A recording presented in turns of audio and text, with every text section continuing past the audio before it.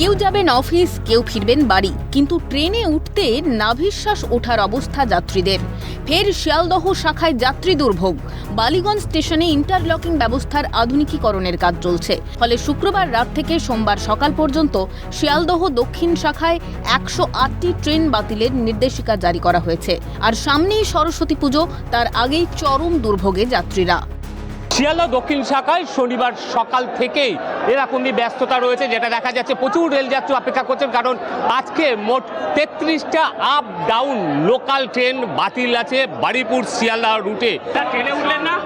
ওরা গেল না তো, প্রচণ্ড ভিড়, তো উঠবো কি করে? ট্রেন ক্যান্সেল,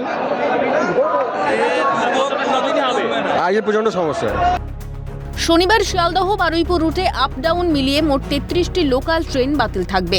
রবিবার এই রুটেই আপ ডাউন মিলিয়ে মোট 27টি লোকাল ট্রেন বাতিলের বিজ্ঞপ্তি জারি রেল কর্তৃপক্ষের। যদিও ডায়মন্ড হারবার, নামখানা, লক্ষ্মীকান্তপুর লাইনেই বেশি ট্রেন বাতিল হয়নি। উঠতে পারছে না ট্রেনে থেকে, এই সব হচ্ছে, ভিড় হচ্ছে খুব ট্রেন বন্ধের জন্য। যেতেই পারছি না, ট্রেনে উঠতে পারছি না।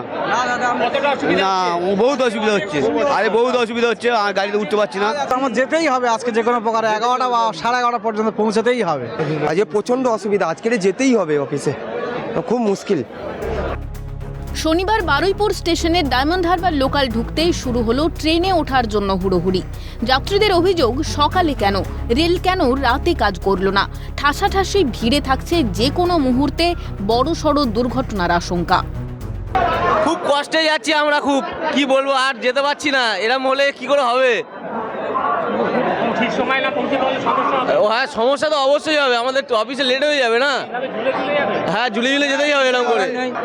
বড় ভিড়, ওরা যাচ্ছে না, কি করবে? উঠলেন না? হ্যাঁ, অসুবিধা হবে না, গন্তব্যে পৌঁছাতে পারবেন না? কি করবো, যেতে পারবো না, আর বাড়ি যেতে হবে। বাড়িপুর লোকাল হলে তো লোকাল সব আউট করে দিয়েছে।